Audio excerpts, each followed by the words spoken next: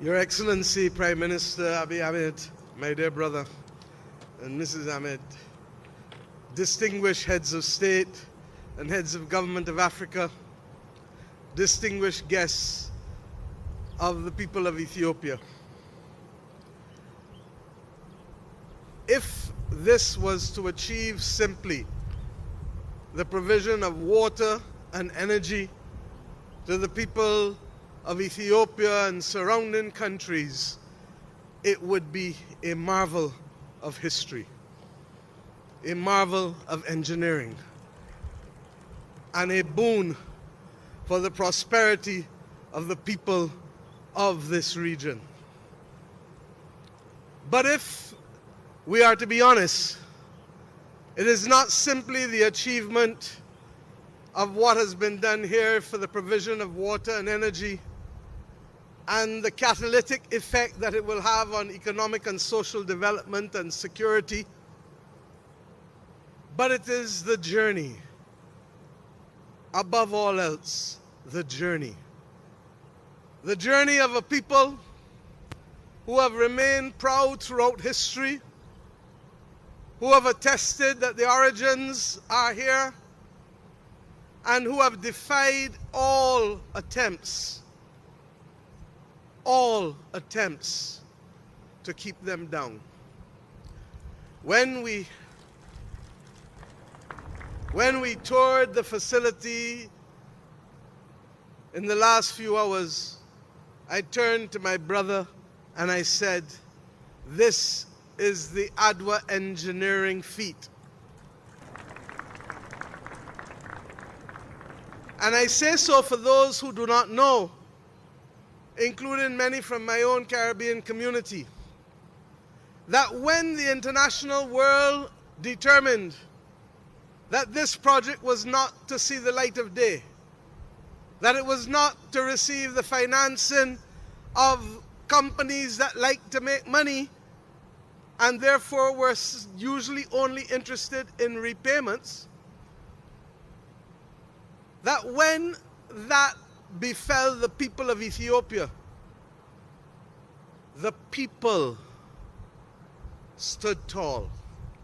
and the people determined that this project was not beyond them,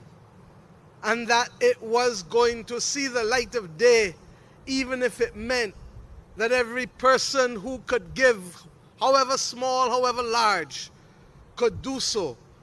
and even if it meant that it would take much longer than it would otherwise have taken to build. The people of Ethiopia stood tall and put their money where their mouth is. And $5 billion later, we have the prospect of a project that will speak not just to the prosperity and stability of the people of this country and surrounding countries, but it also speaks to what can always remain within our grips and remain possible as people of Africa and African origin.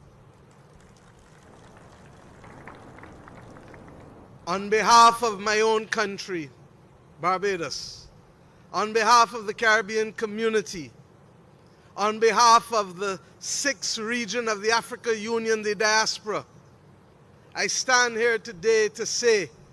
that you have opened our eyes and you have excited the sensibilities that we have. And we know that if ever there was a time for those sensibilities to be awoken, and if ever there was a time for us to understand our possibilities, it is now, when the world seems not to be able to find itself and to create the opportunities for ordinary people, because a few are dominating and others are determined to ensure that while some dominate, we are not going to be victims of our time, but we can be shapers of our destiny, or as we say in Barbados in our anthem, firm craftsmen of our fate. Adwa told us in the Caribbean what was possible if we bound together and created that great Pan-African movement that led to our independence as nations, that led to our understanding that the language of Marcus Messiah Garvey, delivered on the 1st of October 1937, that we must emancipate ourselves mentally. Edward taught us that these things were possible, and we have seen what we have achieved over the course of the last century. I pray today that as we leave here, that we will see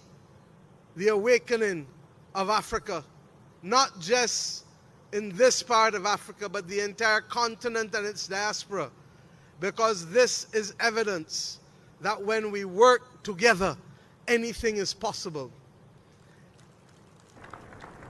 In my own country,